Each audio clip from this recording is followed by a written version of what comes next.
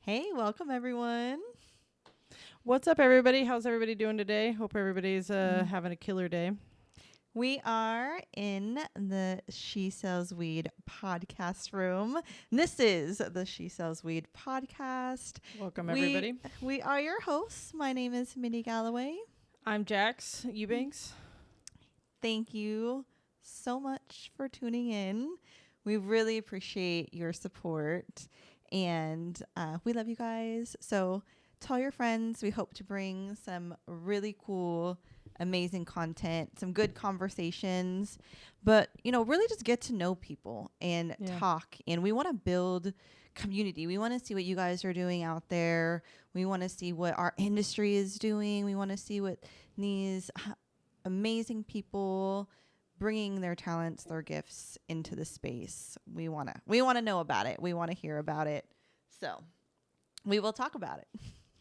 Yeah, like, how to keep your crutches from falling out of the back of your joints, which I'm seeming to have a problem with today. Sorry. You're doing so well. So perfect. And I'm like over here just dropping crutches out. Yeah, this is a real, it's a real problems that come up, right? Real issue in our community. No Scooby snacks, crutches, right? No. Yes, I am so excited, Mindy, to be here with you. I think the podcast studio has come together so well. It looks so great. I love all the little details and touches that we've put into it, and I'm really excited to share our experiences with everybody and really just give everybody a good deep dive look into what the world is of women in the cannabis space. Yeah, I am so happy to tell the story, my story about how I kind of worked my way up in this space and how everything that you do, if you put the passion, if you have the passion, so you have to have the passion, you put the passion into it, you can innovate, you can do all sorts of amazing things. And seeing that throughout the years and seeing how things have evolved in our industry have been, really exciting to see as well. And I'm excited to see how we can push the needle forward too, how things will evolve as the years go on and we're, maybe allowed to do more things, right? We're in the Delta Boys dispensary right now, on-site consumption. We're being able to smoke here, and it's a business, and it's and they've been kind enough to give us the space to do this because we want to highlight the evolution of cannabis, and it's really the big topic has been the lounges. I think that's been everybody's been like, "What's up? What are we doing?" And luckily, Delta Boys has got one. So well, it's a place to build community. It's a place to gather. It's a place to meet each other. And I think that's where power is, right? Power is in people. When you have conversations, when you have two people who are aligned in the same thing, what can happen from those conversations and create, right? Like this is a product of one of those brainstorming. Okay, this is an idea that turned into a reality from us taking the steps and doing the work for it. I agree. And, everybody always is like, a lot of people who aren't in the cannabis space, they always like, why do people always need lounges, And I was thinking about it the other day, and I don't know if you felt like this when you were younger smoking weed, but it always felt weird to smoke weed by yourself. Like, you always were like, just kind of odd. I mean, nowadays, like, whatever, it's what we do. But when we were younger, it was really all about getting together with friends, and just smoking weed together. I agree. I think I was talking to somebody about that the other day. Yeah, like that's what smoking always has been. Over smoking by ourselves. Yeah. We want to smoke with our friends. We want to smoke with our people. Because that's really what was so fun about it back in the day. It's like, oh my God, I can just being young smoking weed, I remember the first time my friends and I, we bought an eighth and we smoked the whole thing in a day. And it was like, we were like, wow, we smoked the whole eighth today. Went for it. Yes, I love that. Go all in. Yeah, like we were really like real proud of ourselves for that. It was so funny. Now it's like I roll up an eighth in a joint and put out half of it and move on with my day. But back then, we I remember everybody used to scrape together little dollars, and then we would get a 10 sack, and there was like we had a little pinner blood or pinner joint. And everybody would be like 9 people just getting one hit. Yep. Yeah. No, I mean, to where we're smoking, I mean, gourmet cannabis at this point. Yes. I mean, this is such a luxury right here. Yeah. So. This is a sangria that we're smoking on right now. Do not take it for granted. I feel, it's funny because I was thinking about this morning. I was like, you know, to have just top shelf weed on me all the time because I have a dispensary, because I work in the industry, that's such a blessing that I'm like really, really grateful for, because that was not like that for no growing up. How my life has been. No. Oh God. No, it was back when we were young. When you found weed that was like really, truly top shelf, it was like such a rarity. It was like you could never get it again, you know, you could never find that guy again, or he was sold out. It was always a trick, or it was like just god awful expensive, and most of us didn't have the money to be shelling out $60 an eighth like back then, you know. Be like $60. I got my 35. Like, we were good. And then it was around Christmas, and 420 is when the best weed would come out. When you get those strains, you'd be like, yes. I remember going to Hippie Hill back in the day before it was all commercialized. You know, it's just people getting together. Once again, just people getting together. That's what it's about. I one year took this like just sticky purple Urkel like half ounce with me to Hippie Hill, and I was just like so proud to like have it, and people were like, oh my God, just amazed by it. And you know, nowadays it's everywhere, you know, but it's like it's so great to watch like the evolution of it, and to be on that tail ride of like now just being able to just constantly consume that all the time. You didn't have a choice. No. You got whatever was there. Like when you called your person up and like, come through. Yeah, and I feel like you always had like your budget guy, and like then like the guy that you always knew like had the fire. You know, you're like only gonna call that guy if you got some money, but you can call it this other person that always had it. You know, no, I used to have this 100 ounce this guy that I could get $100 ounces from. And oh, nice. Oh my God, that was like the best, because it was like we could just smoke, and that's actually how I really got into selling this beautiful plant. Was that guy, he asked me one day if I knew how to trim, and I was like, no. He's like, well, this guy, he's like paying, you know, $200 a pound to trim. Like, I'm sure you could like pick it up. And cause I was like looking for money at the time.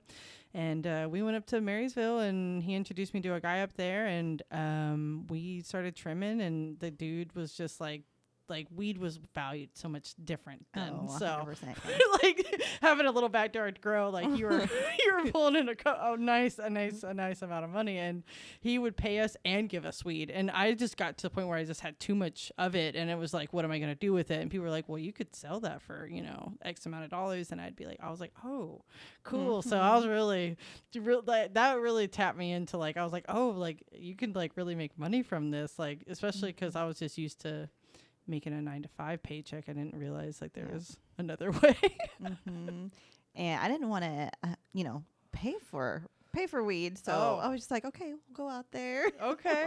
You'll buy a bulk and break it down. But I do remember the first time I went to go trim. So my friend had a job. It was at this drive-through coffee place, and this guy would come through olive barrels just full of bud all the time. And so he had harvested. We went up there. And we were up there, and we were in the drying room, and I can just see all the plants, and they were hung up, and we're sleeping, and like it was like an old, rickety shack or whatever, but it was an air mattress, and I looked up and I seen all the plants. I thought I made it. I was like, I am here. I know exactly. I remember going into that guy's dry room. It was just.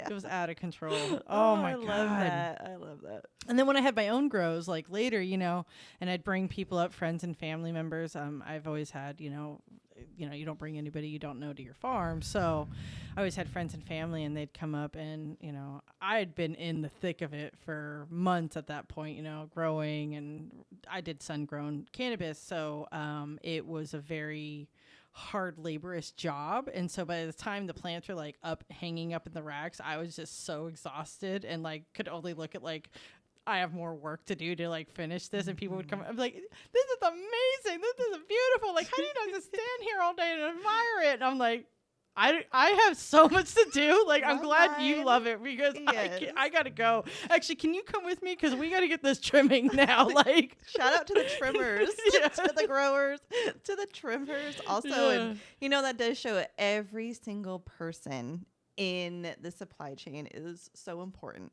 Oh, Every passageway, every person that a nug touches throughout the growing phase to even going to the store and Yeah. getting sold, that energy gets put in there. And I truly believe that. And that could be, up to interpretation by whatever perspective people have. But I truly, truly believe that. Like, you could feel it. Yeah, I mean, they've proven that when talking to plants negatively versus positively, I mean, they respond to it. So there is some sort of energy law occurring there. I'm not smart enough to really discuss, the laws of the physical world, but I do not disagree with you on that at all. But yeah, so there's definitely a lot of roles in cannabis that need to be filled, and every time they try to like bring in some sort of machine, like a trimming machine, and they're like, everybody's just gonna use this. Hand trimmers won't even be necessary. It's like, it just never works. Like, I think there's a unique human connection with cannabis. I think that it's a part of us. It's a part of the human story as and like all of evolution. Yeah. I think. Well, we have the same chemicals inside of our bodies that cannabis have. The cannabinoid system. So we're truly connected by biology to the plant. That's why it works so well on us. I think so, and why people are willing to give up everything for it. Like, those people that came before us that really lived in a truly legal market. Both of us kind of lived in I think a gray area of cannabis, but those people that really risked everything, like their freedom to carry it around, like, I'm sorry, but there has to be something more than just money for that, especially when a lot of these people who did get locked up were like helping people. Like, they weren't profiting. Like, there's like a gentleman right now that everybody's talking about. I can't remember his name, but he was helping cancer patients and is in federal prison for it, because he was distributing cannabis. And it's just like, there has to be something deep with cannabis in us that we risk it all for it. Yeah. Well, we don't believe the lies either. No. Right. So they are living your life by what you believe collectively to be the right thing, it's not always so black and white where it's on paper like that. So it's crazy how many lies have been told about cannabis. Like, like blatant lies. I think that's also something that's really special about cannabis that it's taught me is that don't believe everything that's so loud that's telling you it's something. And I say that because it's like, how loud was the government about cannabis and how oppositely wrong are they? I mean day and night wrong, it's crazy. So but yeah, so cannabis, my journey in it is that this is a little bit of an introduction video for everybody, just so you guys get to know us privately before we start bringing on some amazing guests that we're going to have on the show. It for me is it's a way to end suffering in our world as human beings, and the idea that I can help people that way, it fulfills me in a way that like nothing ever has. The other thing I enjoy is food. I enjoy cooking for people. That's like my love language for people. It's like, if I cook for you, like you're on like a high marker for me, because I love cooking and sharing that with people. But weed is the thing that I get to share with everybody. And being somebody who started in cultivation, who kind of, went into a couple different roles here and there in cannabis, just to kind of experience it. Now being able to work in retail and be a retail manager and get to work with people on the daily, that has been the most special thing, because it's like all of the work that I gathered and all the knowledge I gathered over those previous years to the point of me getting here has like I get to now share that with everybody every day, and it benefits them, and I see them get happier and live better lives, and I get to share that with other people in the community, especially some of these young ladies that we meet like recently at Hall of Flowers. You know, I don't know if you've interacted with some of the younger generation of ladies, but there's some ladies out there that are really wanting to be a part of it, and it's nice for me to get to talk to them and be like, nah, you guys can do it. Like, you know, no, that like mentorship, that education, Yeah. and that passing the knowledge down. Yeah, and helping them like navigate the right brands and Yeah. like just knowing where to like what is the real thing, and they're wanting to hear it too. So that's a part of like the show is like we want to reach those younger generation too, those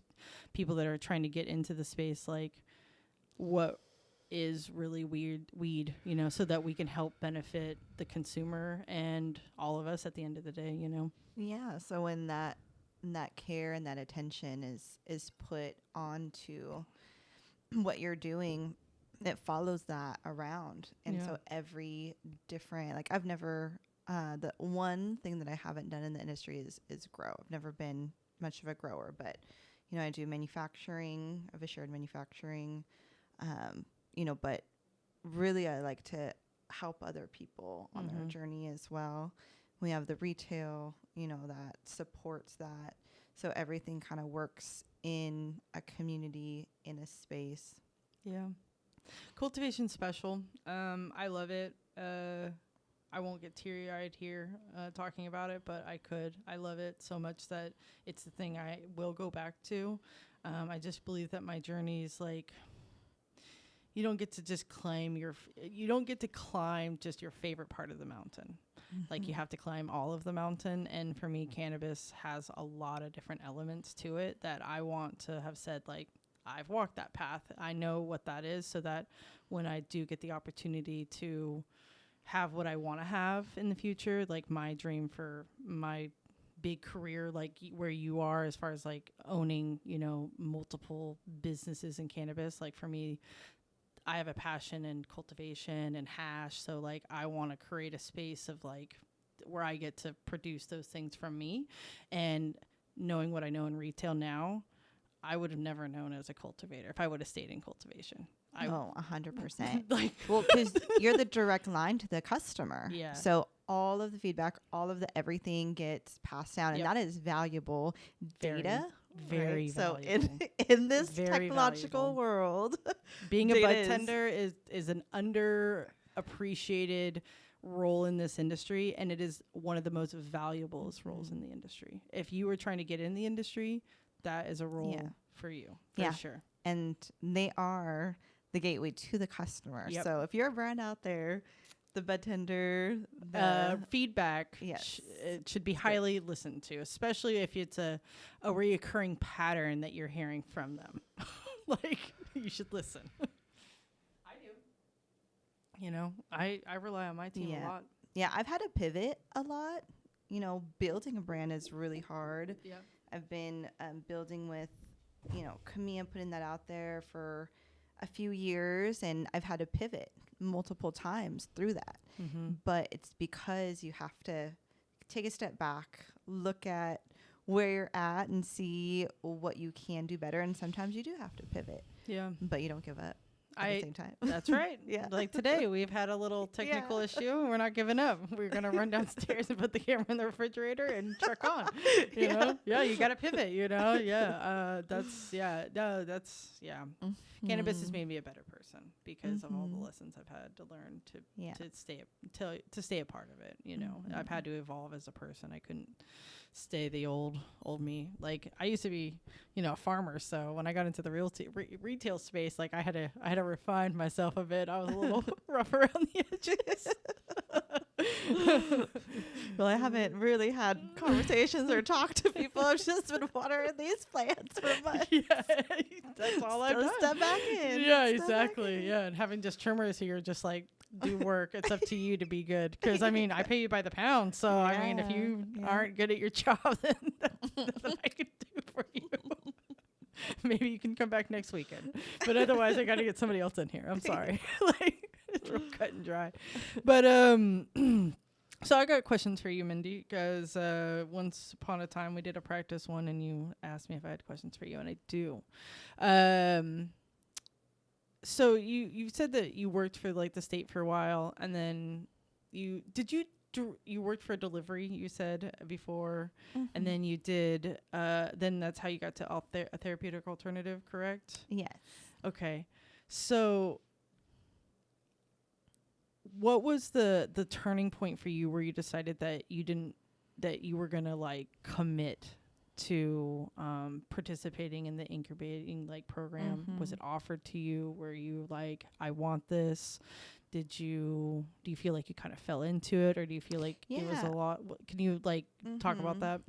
Well, I think I've always been like an entrepreneur, had that mindset. Okay. I always knew that I wanted to run my own business, and I got really inspired by seeing all the things that were going on around me, because in the Prop 215 days, everything was really small businesses. So it was very doable. It was very manageable to be able to just work within the community and, you know, sell to each other and have all your paperwork. So I went and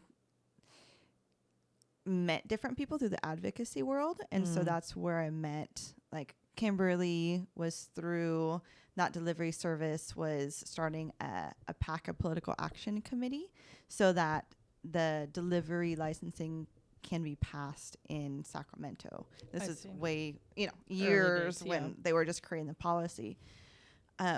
So I met Kimberly in the advocacy world, because there's a lot that goes on behind the scenes. I don't think a lot of people realize when it comes to this is being created as we go. Yeah. And so it's been a really interesting and eye-opening experience to be part of seeing change happen right in front of your eyes, and having to also pay attention to it, to navigate it, to help educate different policy writers, policy makers on, hey, this is not really a feasible thing for my business, because they're just creating it, and we have to give that feedback. I see. So that's a whole another world that, it's really inspiring for me to see. But I met Kimberly, and she was looking for specific things. She was looking for a delivery service, and we had seen each other. Actually, there was an organization called A Woman Grow, and that was happening at the same time. So I'd like meet all the ladies. Was that the networking? It was thing? a networking platform. Yeah. It was around Sacramento for a couple years. I think they're still out there. They are, but there's no chapter or anything. Yeah, I used to go to the Oakland one a lot. Okay. Where that lady Jasmine, who was the original founder. Yeah. I went with her, like when she would. I still actually talk to her on Instagram, which is so funny. Yeah, she lives a completely different life now, But she, I used to go to those ones, and I think I got a little disconnected from it because it changed. I think you guys probably experienced that. It did. Yeah. But I did go when it first started. It was fun. She had come to Sacramento too, and she had led a few different ones. And I met a lot of people that are actually like my business partners and my people through those channels. Yeah. And just finding it. And I think that one thing that I value in my life is just authenticity and freedom to be myself and to be who I am. And so that's why this world is so, attractive to me, and being able to make my own choices. And so I wanted to find the people that I connected with. And it was always this community, these people. And I was very, very, very lucky because, these women are not only my mentors, like they are my friends. And like, I can genuinely say that. And like, we have like real love for each other. And that is, such a blessing to be able to say. So, I met them, and, I was working on delivery, and I had a business plan. Right. And I started just learning it. A whole bunch of books, and I was like, oh, how do you write a business plan? So I went and did it. And I remember I was like, okay, she's looking for a delivery, like maybe I can provide some insight. And so I just put a business plan together. I was was like, here. Yeah. And she was like, okay, well, you know, let's see what's going on. And so we became friends and business partners after that. And she, you know, taught me so many different things through the incubator at a therapeutic alternative that she ran, which really helped me now navigate the pocket and all my retail behind the scenes, boring paperwork, accounting, all the different things you have to know. But all of these things make something run, and all of these things are very important. And I think that's one thing as mainly as CEO that I've learned is it's all about your team. It's all about your people. It's who you have that has that personality mindset, right? Like if somebody's a really good people person, like don't put them in the back, like, you know, you find out where people are and be able to place them different ways. So, you know, I'm very cool. Yeah. My team is everything when it comes to that. So I was lucky enough to be part of a great team, get that mentorship and, you know, just learn from that. Yeah. That's incredible. That's very cool. Is